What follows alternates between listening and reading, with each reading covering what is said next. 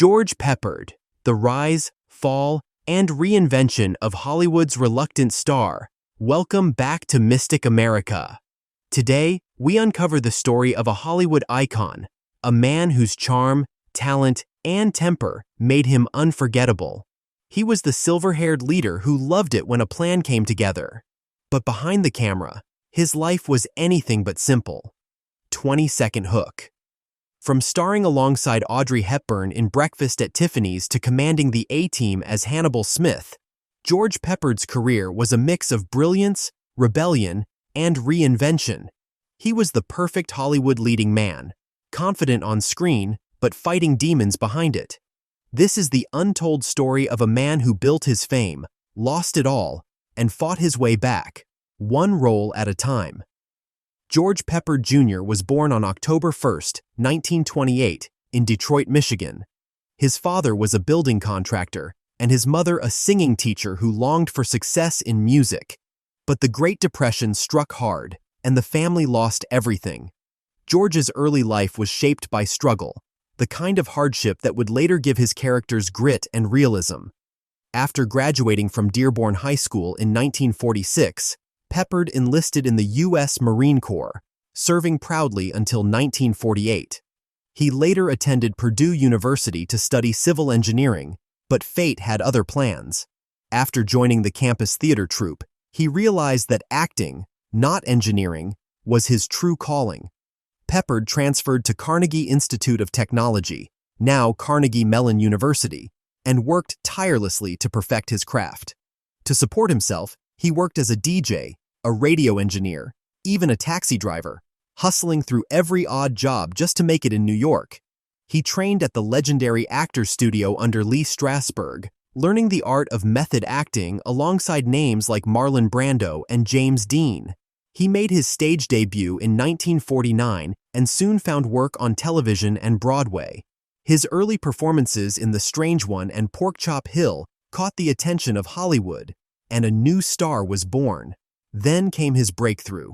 In 1961, George Peppard starred opposite Audrey Hepburn in Breakfast at Tiffany's. As the charming but struggling writer Paul Varjak, Peppard became a Hollywood sensation overnight. The film was a massive success, but it also marked the beginning of his complicated relationship with fame. On set, he gained a reputation for being proud, distant, even difficult. Yet, behind that cool exterior was an actor who wanted to be taken seriously for his craft, not his looks. Just 3 years later, Peppard reached new heights in The Carpetbaggers, where he played a character loosely based on billionaire Howard Hughes.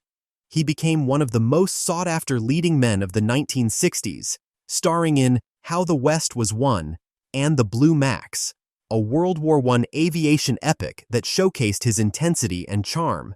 But with fame came frustration. Peppard hated the Hollywood machine, the fake smiles, the politics, the pressure to stay marketable. He once said, "I want to be an actor and proud of my craft. Being a star is something you can't count on, but acting, that's something you can work on." By the late 1960s, however, Peppard's career began to stall. His perfectionism and temper clashed with producers. He turned down roles that could have made him bigger. Alcohol became his escape, and the once promising star started to fade from Hollywood's spotlight. Still, he never gave up.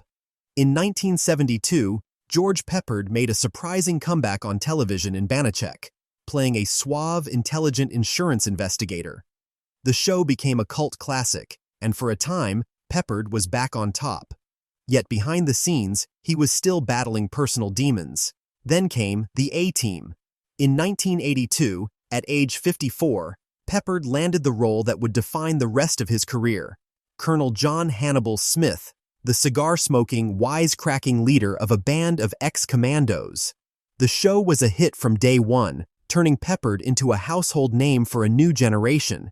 His famous catchphrase, "I love it when a plan comes together," became one of television's most iconic lines.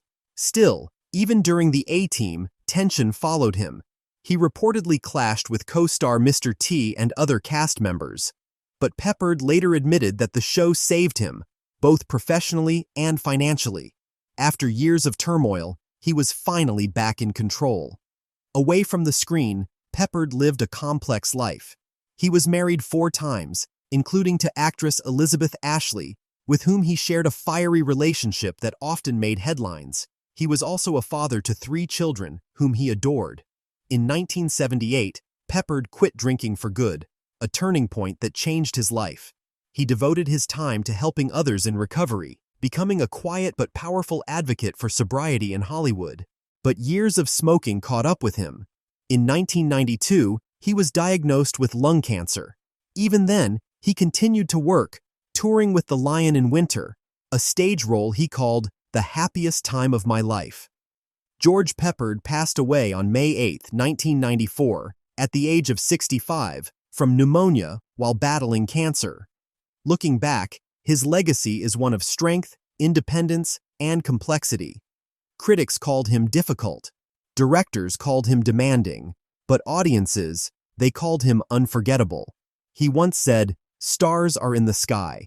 I'm an actor," and that's how he wanted to be remembered. Not as a celebrity, but as a craftsman who fought for every moment of authenticity in a world full of pretense. Thanks for watching Mystic America. If you enjoyed this story, don't forget to like, share, and subscribe for more journeys through the lives of Hollywood's most fascinating legends.